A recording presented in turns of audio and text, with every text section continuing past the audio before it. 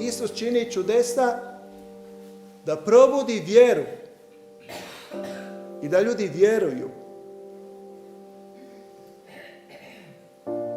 Puno čudesa mi doživimo.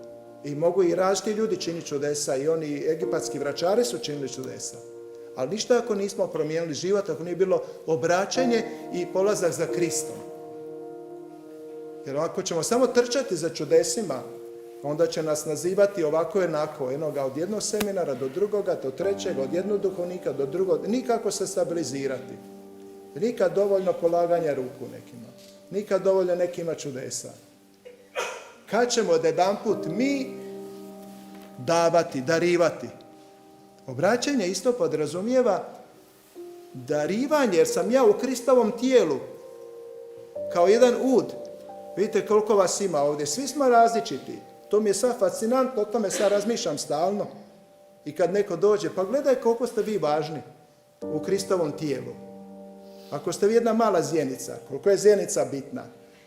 Razumijete? Ako ste vi jedna druga zjenica, pa koliko je ona bitna za vid? Samo mi, je li tako? Svi smo bitni, jako smo bitni u Isusovom tijelu, organizmu. Kao u nekom mozaiku. Svako je jako važan. Tijelo može bez jednog uha, može bez dva uha, može bez jedne ruke, može bez druge, može bez nogu. Vidjeli ste puno primjera na internetu. Ljudi žive i bez ruku i bez nogu.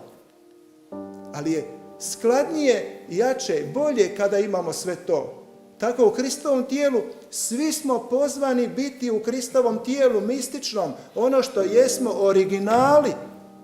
Dakle, ti si original u Božjem mističnom tijelu.